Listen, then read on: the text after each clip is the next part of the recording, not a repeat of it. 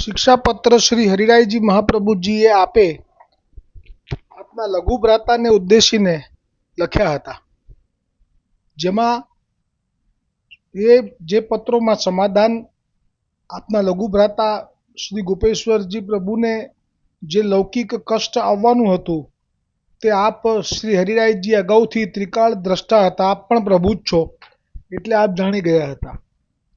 એ આવતા પહેલા જ આપે એ પત્રો લખ્યા, જેથી એમને સેવામાં જે શિથિલપણું આવ્યું હશે તે નિવૃત્ત થશે એ ભાવથી. પણ આમાં વિસ્તાર ખૂબ છે અને આખા પત્રો 41 પત્રો, જેમાં અનેક શ્લોકો, તે જ્યારે શ્રી ગોપેશ્વરજીએ વાંચ્યા ત્યારે તરત જ મન ચમત્કારિક રીતે શિથિલ હતું, તે સુદ્રઢ થયું ઠાકોરજીની સેવામાં. અને પછી આપ એ પણ જાણી ગયા કે આ તો સમસ્ત વલ્લભ કુલને ઉદ્દેશીને પ્રગટ કર્યા છે. તેથી જ આપે સ્વયં જ શ્રી હરિરાયજીના તે પત્રોના શબ્દાર્થ અને વિવેચન પ્રગટ કર્યા છે. તેથી જ શ્રી હરિરાયજી મહાપ્રભુજી કી જય હો, શ્રી ગોપેશ્વરજી પ્રભુજી કી જય હો, સમસ્ત વલ્લભ કુલ પરિવાર કી જય હો. આ 32મું પત્ર બહુ ન્યારું છે.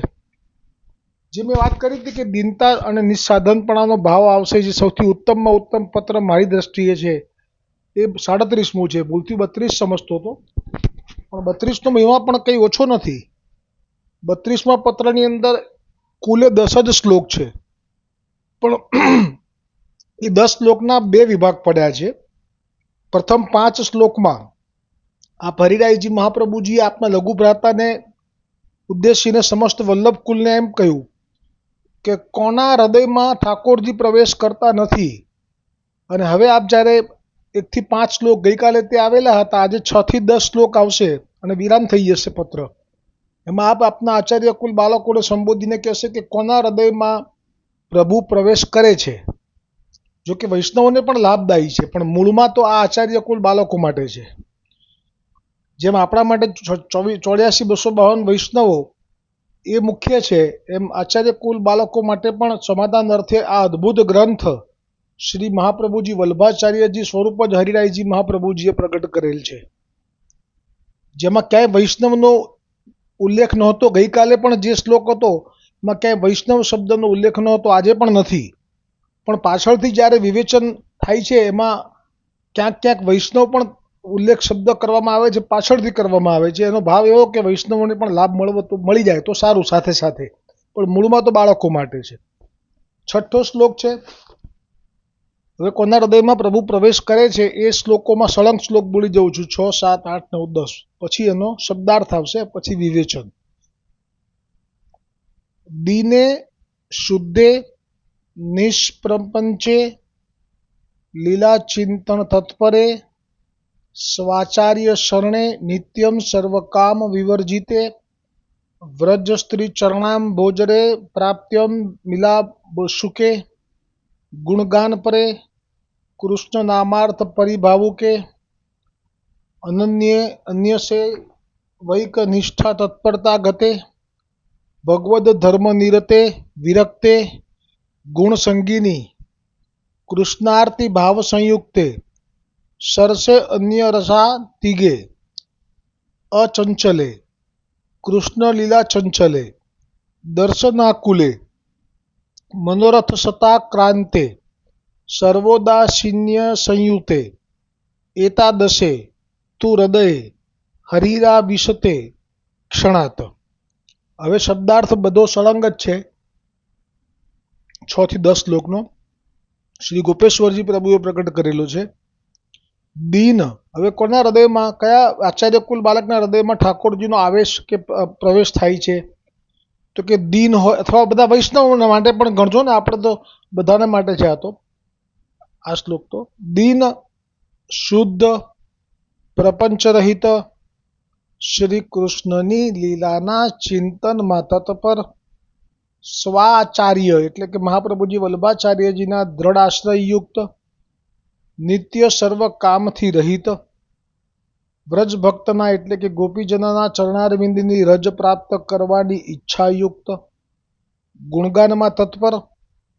શ્રી કૃષ્ણ એ નામનો અર્થ ફલાત્મક છે, એમ યથાર્થ ભાવયુક્ત, અનન્ય ભાવયુક્ત, અનન્ય ભક્તની સેવામાં એક નિષ્ઠાથી તત્પર, ભગવદ ધર્મમાં પ્રીતિયુક્ત, વિરક્ત, ભગવદ ગુણના સંગયુક્ત, શ્રી કૃષ્ણની આરતી તથા ભાવથી યુક્ત, ભક્તિના રસ સહિત અન્ય ધર્મના રસનું ઉલ્લંઘન કરનાર, ભગવદ ધર્મમાં સ્થિર, શ્રી કૃષ્ણની લીલાથી ચંચલ અથવા વિકળ થનાર, શ્રી કૃષ્ણના દર્શનમાં આકુળ, શ્રી કૃષ્ણની સેવામાં અનેક મનોરથ યુક્ત, લૌકિક વૈદિકમાં ઔદાસીનયુક્ત એટલે કે ઉદાસપણું, લૌકિક વૈદિક આવે તો એવા હૃદયમાં પ્રભુ એક ક્ષણમાં પધારે છે.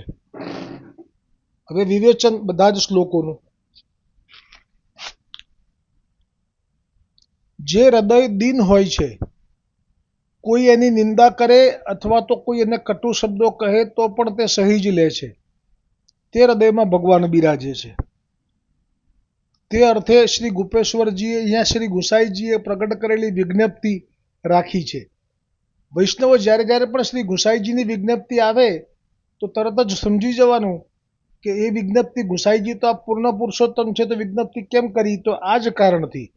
જેમ 84,252 વૈષ્ણવો શ્રી ગોકુલનાથજી હરિરાયજી આપણા માટે પ્રગટ કર્યા, એમ આપના જ વંશના બાળકો ભવિષ્યમાં કોઈ પણ સમાધાન માટે ઈચ્છુક હોય એવું ધ્યાનમાં રાખીને શ્રી ગુસાઈજીએ પણ વિજ્ઞપ્તિ અને મહાપ્રભુજીએ પણ વિજ્ઞપ્તિ તેથી જ પ્રગટ કરી છે. તો હવે આ જે દીન હોય તેના હૃદયમાં પ્રભુ પધારે, બિરાજે, એ વિષયમાં શ્રી ગુસાઈજીની એક વિજ્ઞપ્તિ અહીંયા કહી છે. આચાર્ય ચરણે રૂક્ત દૈન્યમ ત્વત્તોષ સાધનમ. આનો અર્થ પણ આપે કૃપા કરીને કહ્યો છે. શ્રી મહાપ્રભુજી વલ્લભાચાર્યજીએ શ્રી સુબોધિનીજીમાં પ્રભુને પ્રસન્ન કરવાનો એક ઉપાય બતાવ્યો છે. તે એક દૈન્ય છે. તેથી વૈષ્ણવે દૈન્ય અવશ્ય રાખવું. મારી પાસે આ શ્લોક એક સરસ એ બોલે છે, શ્લોક આખો, અને પછી એનો અનુવાદ પણ બોલે છે. એવી એક ક્લિપ છે જે મેં વારંવાર મૂકેલી છે પહેલાં, પણ આજે તો ખાસ મૂકીશ, કેમ કે આમાં તો શ્રી ગુસાઈજીએ સુબોધિનીજીના એ શ્લોકને વિજ્ઞપ્તિમાં આપી લીધી છે. તેથી એ શ્લોક હું જરૂર મૂકીશ. મહાપ્રભુજીએ એમ કહ્યું છે સુબોધિનીજીમાં કે પ્રભુને પ્રસન્ન કરવાનો એક ઉપાય બતાવ્યો છે અને એ છે દૈન્યતા. તેથી વૈષ્ણવે દૈન્ય અવશ્ય રાખવું, શુદ્ધ હૃદય રાખવું, મનમાં છળ કપટ ન રાખવા, શુદ્ધ ભાવથી પ્રભુનું ભજન કરવું, સ્મરણ કરવું, ત્યારે ભગવાન હૃદયમાં બિરાજે છે.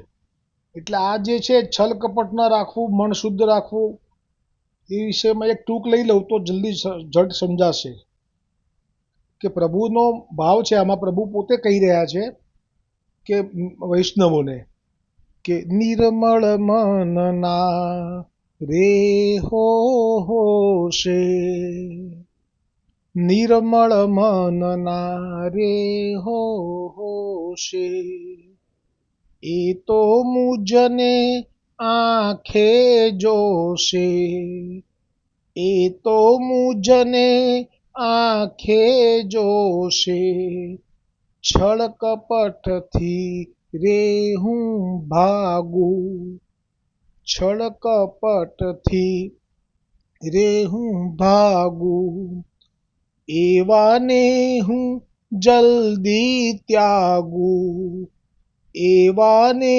હું જલ્દી ત્યાગું, સીધા વાંકા સાથે, સીધા સાથે રે હું સીધો, વાંકા સાથે રે હું વાંકો, ત્યાંથી ફેર ના સીધા સાથે રે હું સીધો, એવો મેં તો નિયમ લીધો, વાંકા સાથે રે હું વાંકો, ત્યાંથી ફેરવવાની આંખો, પુષ્ટિ પગલું રે હું મારું, સમજી સમજીને પછી ધારું, નિર્મળ મન ના રે હોશે, એ તો મુજને આંખે જોશે. તેનો અર્થ છે એમાં મનમાં છલ કપટ ન રાખવા, શુદ્ધ ભાવથી પ્રભુનું ભજન સ્મરણ કરવું, ત્યારે ભગવાન શુદ્ધ હૃદયમાં બિરાજે છે. ભગવાન બિરાજે સ્થાનમાં આ બધું ન હોય તો જ ઠાકોરજીને રૂચે, એવો ભાવ છે આનો. શ્રી કૃષ્ણની આનંદ રૂપ અનેક બાલ લીલા, દાન લીલા, રાસ લીલા, માન લીલાદિકનું ચિંતન કરવામાં તત્પર રહેવું. નિરોધ લક્ષણમાં શ્રી ગુસાઈજી કહે છે કે ગુણેશ્વાવિષ્ટ ચિત્તાનામ સર્વદા મૂરવૈરિણઃ. ભગવાનના ગુણમાં આવિષ્ટ છે ચિત્ત જેમનું, એવા ભક્તોને સંસારના ક્લેશ તથા દોષ પીડા આપી શકતા નથી. આની ટૂંક પણ વારંવાર લઉં છું જે એ ફરી લઉં કે પુષ્ટિ આજી બલડી, જ્યાં શ્રીજીના ગુણલા ગાતી, જ્યાં વલ્લભના ગુણલા ગાતી, વિઠ્ઠલના ગુણલા ગાતી, કદાપી ત્યાં નહીં જાતી રે માયા પ્રભુની. એટલે જ્યાં પણ આવી રીતે ચિત્ત ભગવાનના ગુણગાનમાં, વલ્લભ વિઠ્ઠલના કે ઠાકોરજીના ગુણગાનમાં આવિષ્ટ હોય, પછી સંસારના ક્લેશ અને દોષ એટલે કે આ માયારૂપી જે તાપ છે એ એમને દઝાડતો નથી. પછી શ્રી સર્વોત્તમ સ્તોત્રમાં શ્રી મહાપ્રભુજીનું જે નામ છે તે અહીંયા પ્રગટ લખ્યું છે અને લીધું છે સાથે. અશેષ ભક્ત સંપ્રાર્થ્ય ચરણાંબદર જોધનઃ. એટલે કે જેના ચરણ કમળની રજને ભક્તો પોતાનું સર્વસ્વ ધન રૂપે ઈચ્છે છે તેવા શ્રી મહાપ્રભુજી. એમ શ્રી મહાપ્રભુજી વલ્લભાચાર્યજીના ચરણ કમળનો દ્રઢ આશ્રય કરનાર તથા લૌકિક વૈદિક સર્વ કામથી જે રહિત હોય, પ્રભુ વિના અન્ય કંઈ પણ પદાર્થ ઉપર આસક્તિ કરતો નથી, એવા અનન્ય વૈષ્ણવના હૃદયમાં પ્રભુ બિરાજે છે. અને ઉદ્ધવજીએ ભ્રમરગીતના અધ્યાયમાં કહ્યું છે, ગોપેશ્વરજી હવે ભાગવતજીના ઉદ્ધવજીનો જે ભ્રમરગીતનો જે અધ્યાય છે એનો શ્લોક રાખ્યો છે અહીંયા. આશા મહોચરણેણુ જુષામહં શ્યામ વૃંદાવને કિમપી ગુલ્મલતોષધિધામ યાદુસ્તજ્યમ સ્વજનમાય પથમ ચ હિત્વા. આમ કરીને આખો શ્લોક આપ જરૂરથી વાંચશો, મને વિશ્વાસ છે. અને પછી એનો અર્થ પણ જરૂરથી વાંચજો, કારણ કે આ શ્રી ગોપેશ્વરજી પ્રભુએ ભાગવતજીનું લીધું છે, તો તમારી પાસે ભાગવતજી પણ હશે અને આપ હું મૂકીશ સ્પીક, એટલે તમે લાભ જરૂરથી લેજો. બીજો બી એક શ્લોક પાછો રાખ્યો છે ભાગવતજીનો, એટલે બહુ વિસ્તાર છે આજે તો. એનો પણ અર્થ છે, એ પણ હું સાથે રાખીશ. ભલે ભાગવતજી ઘરે તમારે ત્યાં ના બિરાજતું હોય, પણ આ બધું જે ગોપેશ્વરજી પ્રભુએ કૃપા કરીને રાખ્યું છે એ હું બધું પીકમાં રાખીશ. આપ જરૂરથી એનો લાભ લેશો. મને તો અંતઃકરણથી વિશ્વાસ છે આપ સૌ વૈષ્ણવો ઉપર. અને એ રીતે આજે 32મો આજે પત્ર છે એ અહીંયા હવે વિરામ પામે છે. આવતીકાલે 33મો પત્ર આવશે, શરૂ થશે. શ્રી હરિરાયજી મહાપ્રભુજી કી જય હો.